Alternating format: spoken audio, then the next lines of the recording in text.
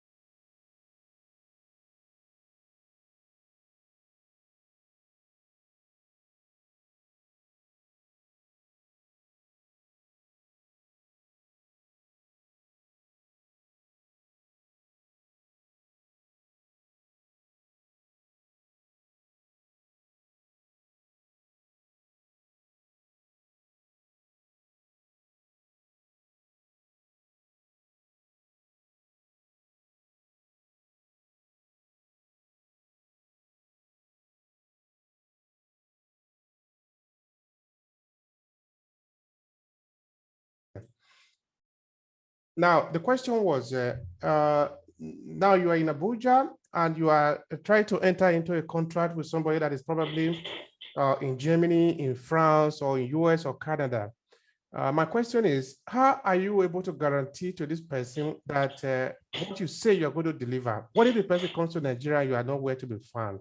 So what are these kind of guarantees that are going to go in place? Okay, awesome. I love that question. And then why the way I'm going to answer this, like you believe, you agree with me that um, the world is a global village. So that simply says that, of course, there are people that are online stuff that get to attempt to scam people and all of that and get with things. But we are actually, like I told you, we're actually running with company. We are operating or partnering with company that are on ground and actually verifiable. We are open the board of trustee or the board of the company are people that are eminent, people of high integrity and credibility. These are people that their name itself is worth more than whatever amount of money somebody is going to give them. And these are people that you can independently, like for instance, the chairman of Lifestyle Asset, for instance, is a barrister in New Jersey. He owns one of the biggest black law firm in New Jersey, and it's also one-time aspirant or one-time contestant in Ondo election, the governorship election. His name is Chief Buki Adetula.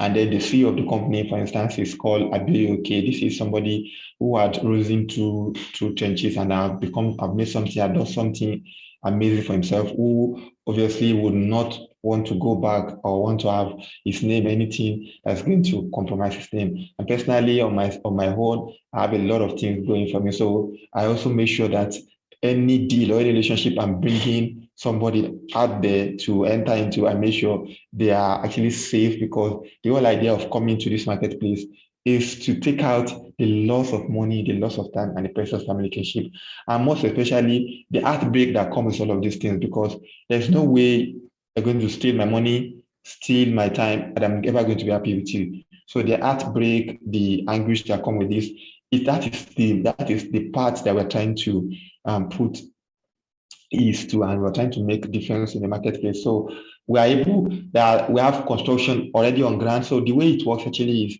after you book a call and then we'll come online, then we'll have this conversation, and after that is done, we're going to have a virtual tour of the house where I take you to where the construction are ongoing, the ones already done, and it's not something that I'm just going to show you a picture.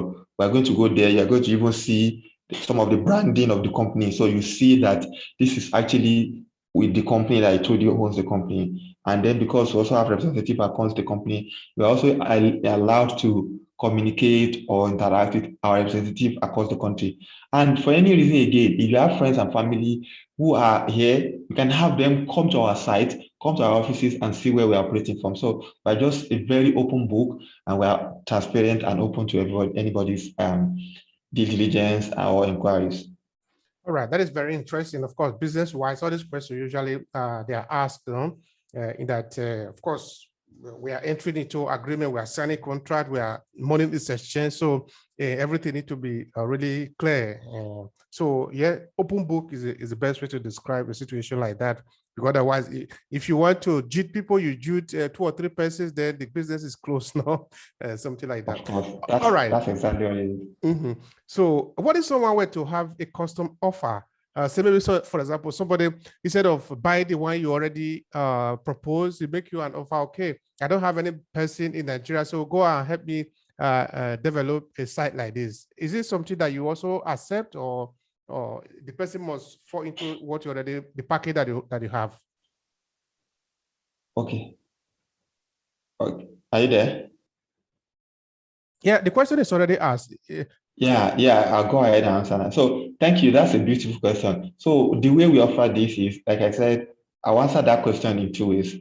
If somebody is coming up with their own design, layout, 4-bedroom, or again 4-bedroom, they want a bedroom, whatever it is that they are coming up with, there are 2 things to be done to that.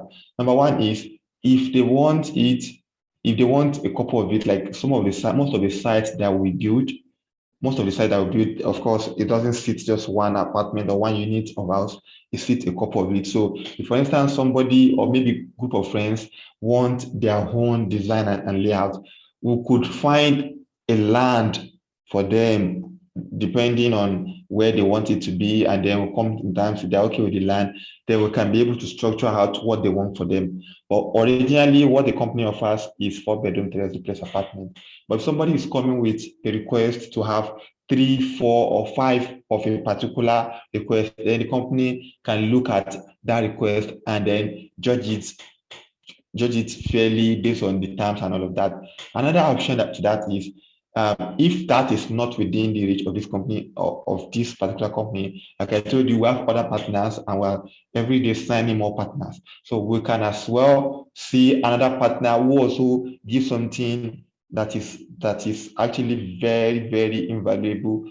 The goal here is to make sure that our clients are protected, they are secure, their investment is safe, and then of course to get the most value for their money.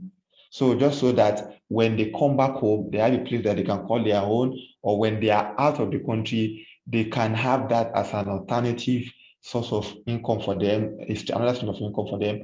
And then in future, when they are old and tired and retired, they want to come back to Africa, they don't have to struggle with the trouble of where am I going to live, or at that point, they are trying to be desperate, which most of the time make one vulnerable and get into a very, very bad deal. Do you understand? So what we'll do is to help in that regard so they don't have to go through those tussle at the later day of life.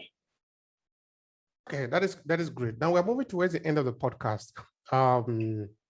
Now you are in business. You don't want to tell me that everything is rosy. Except maybe that is how it happened in Nigeria. I don't have any idea. So tell me, what are the challenges that you face in organizing these like this? Of course, you're in Nigeria. You are trying to secure deal with people that are out of the country.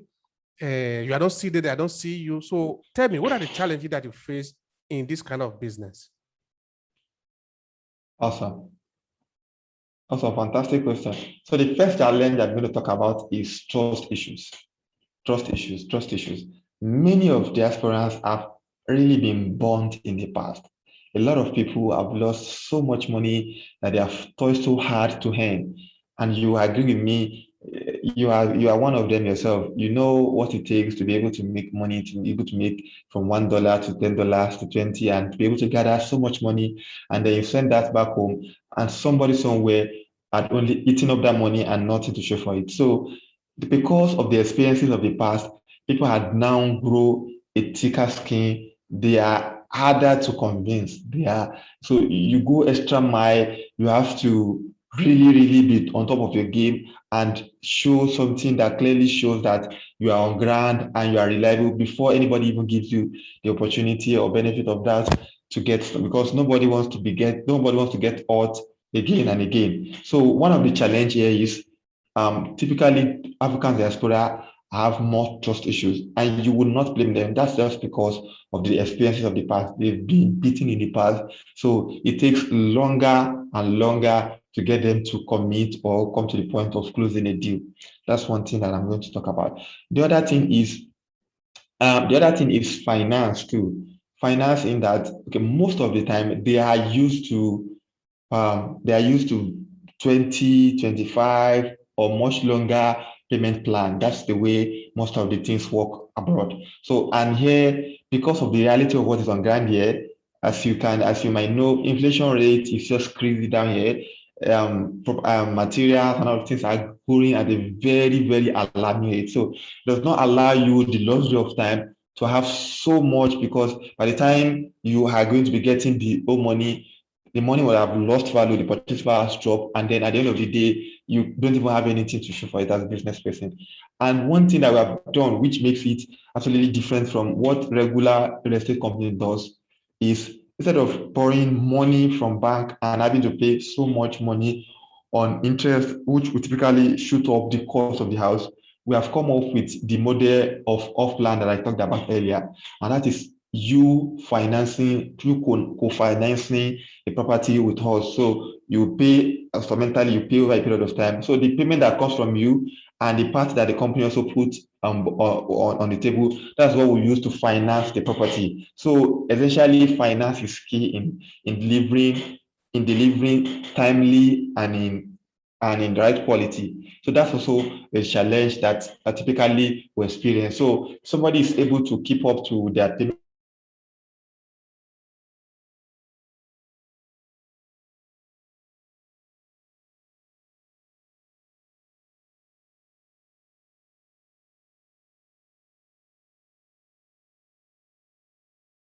Sometimes don't clear out as we. That sometimes is okay, which is something that is it's we are human beings and things happen out of our plans and sometimes. So that's another challenge that happens. Finance sometimes also is also an issue. And then thirdly, again, is if not for the devising of a way that I'm using to promote this, if I'm going to go about doing this, promoting this maybe on Facebook, on YouTube, on Instagram, and other promotional platform, it's actually going to be way expensive because it is more difficult to sieve out Black people from generality of people that are living abroad. Do you understand? You are trying to target or you're trying to reach, for instance, Nigerian in United States, Nigerian in United Kingdom, Nigerian in Dubai. So it takes more. The cost to acquire each of those leads are way more expensive than if you're just going to target people based on location and then based on their interest. So those are some of the challenges that we face doing this business. All right. Now, what has been your success story so far? You don't want to tell me that every day you are getting the people that you are talking to, the diaspora, all of them are subscribing, or no one have ever subscribed. So what are your success stories that you can share with us? Okay, so beautiful. It's a success story that I can happily and joyously share with you. The fact that this company that I'm talking about actually started the journey to reduce housing deficit across the continent 3 years ago. And in 3 years, we have successfully, with businesses from within the country, within the continent, and people outside the continent, have successfully launched and established in 4 African countries currently. And then by His grace, we are in talks and consideration with other African countries, other more African countries. And then we have a completed estate in Nigeria. We have 4 other going. We're also going into a resort project, which I think I shared with you earlier. And then we have land in Ghana, in Cote d'Ivoire, in Cameroon. All of these things are something that happened within 3 years of putting Africans in African and African diaspora in the consciousness of doing business and helping to solve the problem of housing deficit that is ravaging the continent of Africa, and then helping Africans that are also living outside the continent to be able to have something that they can fall back to when they come back home. We all know the reality of living outside the continent of Africa, which typically is discrimination, racism, and bias, and all of those things. And those things are not going to go anywhere. This is 21st century, and we still experience those things day in, day out. Last week, a news surfaced of somebody who's trying to stereotype a Black person, trying to stop him from swimming in the swimming pool. And that also came up of somebody who actually was having issues with the police, and then this young Black guy was trying to also mediate issues, kind of something close to that. And then they left the white woman and then arrested the Black guy. These are something that continue to happen and they are not going anywhere. So a smart move for any African diaspora is to look for something back home, to create security back home that can be helpful for them, for themselves, and then for their children. That's the part, the most important thing. Because for how long do we continue to endure discrimination? For how long should our children and children should also continue to face these ugly and distasteful experiences of stereotype, of discrimination, of racism, which it's just look like it's not going anywhere. Right, that is very good. You have made it. You have made it. Now, we have come to the end of the podcast. What will be your conclusion to sort of wrap up the conversation? That will be the last part. Please go. I can hear you. Your mic is muted. So no, I was saying, what is going to be your conclusion of this conversation so far? Okay, so yeah, what will be my conclusion is this. I think we have had a pleasure of about 1 hour, 1.5 hours there about talking about this political opportunity that is mainly targeted to African diaspora to create financial and future security back home. I'm going to borrow a lead from some of the things I said earlier. It is actually something that for every Africans that are living in diaspora, you yourself, you typically know what the realities are. Nobody's going to come, not going to sit back here in Africa and tell you what it feels like to be living in diaspora. Yourself, you have a fair share of the experiences of the reality of being a Black man in a non-African soil. The fact of discrimination, racism, and besides, the quest or the desire to be back home, desire to feel among, desire to be Black in the Black space, and desire to be able to reunite with the root are all there too, that allude to the point that every African man should have a pleasure of something that they can call their own back home. It is quite important, and I cannot stress the importance of this enough. It's important because what happens that tomorrow, if tomorrow you absolutely have to come back to Africa, where are you going to live? Are you going to come back here and start to spend your hard-earned money on hotel, on high price lodging that's going to deplete your pocket very fast, or you're going to have to drop your standard of living and then expose yourself to some level of insecurity and all of that?